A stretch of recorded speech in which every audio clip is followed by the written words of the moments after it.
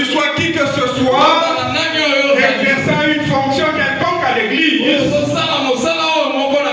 retiens ce matin, bien-aimé, qu'au ciel, il n'y a pas de titre. Dans le royaume de Dieu, il n'y a pas de titre. Il n'y a pas de pasteurs, il n'y a pas des intercesseurs, il n'y a pas de diacres. Mais retiens aussi ce matin que tu as de la valeur aux yeux de l'Éternel et que ton titre ne t'amène pas à perdre les hommes de Dieu de son droit chemin. Évite de faire tomber les autres puisque tu as un titre à l'église. Évite de faire perdre tes amis puisque tu es un ancien.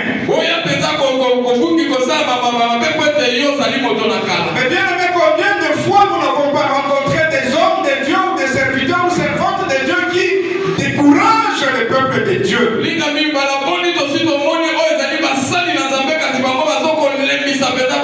Ce matin, Dieu t'interpelle. Ce matin, Dieu nous interpelle à faire attention, à tirer attention pour amener une seule âme à l'église. C'est une grâce et une faveur de Dieu. C'est Dieu qui touche le cœur pour qu'une âme puisse venir à l'église. Alors que toi tu ne viennes pas à l'église pour être un objet de chute de cette âme que Dieu a ramenée en sa présence.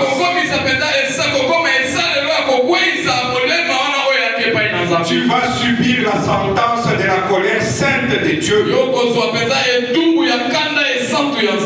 Fais attention. Tu risques de mener une vie de tristesse, une vie d'égarement. Tout simplement, bien-aimé dans le Seigneur, parce que tu as amené à l'égarement le peuple de Dieu. Puisque tu as amené à l'égarement une âme de Dieu. Demeure en présence de ton Dieu tous tes jours, bien-aimé. C'est vrai, ton nom est écrit dans le livre de Fils. Mais évite d'être l'occasion de chute des ordres. Alors lorsque nous prenons nombre 12, bien-aimés dans le Seigneur,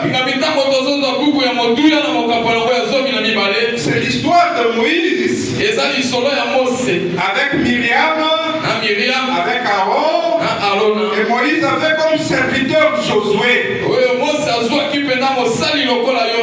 Mais pendant ce moment, Moïse, il a eu une femme qui n'était pas de sa tribu, qui était, je crois, une Éthiopienne. Et Myriam et Aaron étaient en train de critiquer Moïse.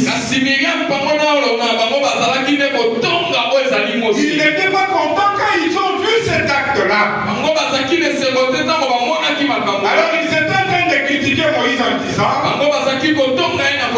nous tous, Dieu nous utilise, n'est-ce pas? Nous tous, Dieu nous parle, non? Est-ce qu'il ne parle qu'à Moïse? Autant il parle à Moïse, autant il nous parle aussi. De la même manière qu'il utilise Moïse, il nous utilise aussi. Bien-aimés dans le Seigneur, faisons attention. Puisque en fin de compte, Moïse les a amenés en présence de Dieu. Ils ont invité Dieu. Dieu les a parlé dans la nuée. Il a gueulé sur Aaron et Myriam. Vous êtes tous mes serviteurs, je peux vous utiliser. Mais Moïse est différent de vous. Puisque Moïse, je parle avec lui en face comme ça. Je parle avec lui face à